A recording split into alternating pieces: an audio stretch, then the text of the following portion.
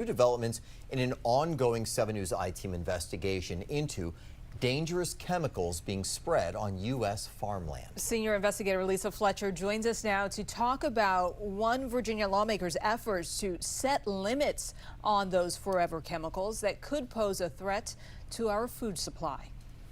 The PFAS builds up in the land and it doesn't dissipate, and that should worry everybody. Legislation is advancing in Virginia, designed to shield farmers, their land, and our food from a class of forever chemicals known as PFAS.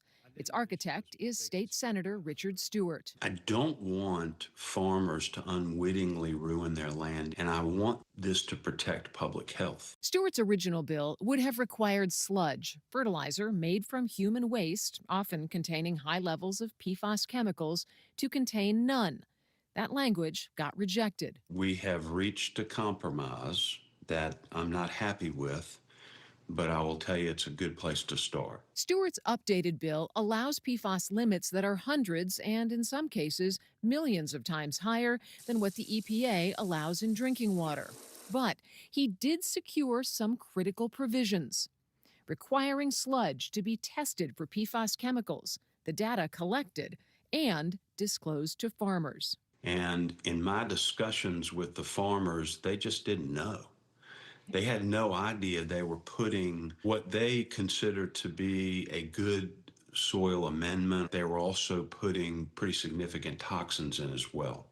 The EPA was in the middle of assessing the risk. For years, we've reported on the dangers of PFAS chemicals tied to cancer, developmental delays, and immune system dysfunction. Those chemicals can be concentrated in human waste. Still, sludge is widely used as fertilizer on tens of millions of acres of U.S. farmland, and now blamed for an agricultural crisis in states from Texas to Maine, with devastating consequences for farmers. What kind of support are you getting from farmers? The farmers that I talk to in my district they are saying, thank you for doing this. They don't want the toxicity in the sludge. And so they have the ability to say no. And I think you're going to see a lot of them saying no. This is a forever chemical. It's not leaving. From farmers like Rob Hinton in Virginia to watermen like Mike Lightfoot, who warns PFAS from sludge can seep into the waters that supply our seafood. People who make their living from the land worry Virginia is falling behind places like Maryland, which have already put restrictions in place for PFAS in sludge. So biosolids too contaminated by Maryland standards got shipped to Virginia. Shipping today. We get the crap Maryland doesn't want. But not everyone is on board. Your bill has come with pushback. Oh, yeah. And I've had a lot of pushback, and I'm going to continue to have a lot of pushback. I don't intend to stop here. This is just a Band-Aid, but I'm encouraged that we're actually starting. We've not been doing anything for years now, and so at least we're starting now.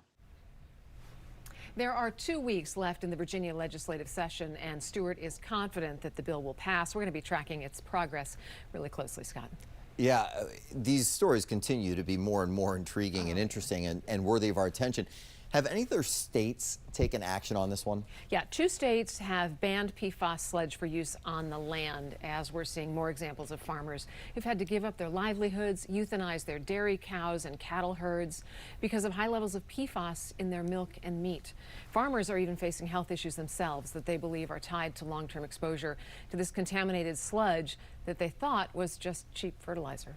All right, you've talked about this before. So much of this has to come from action on Capitol Hill. Is Congress doing anything about this? Yeah, they are. And actually, this year's Farm Bill has provisions that would expand research into this topic. But we've also exposed some quiet efforts within Congress to silence further study that have appeared in some pieces of legislation as well. So we're going to pay really close attention to how all of this plays out, continue to bring more as it unfolds, and just stay on it. Yeah, we know you'll stay on top of it. We will. All right, thank you, Lisa.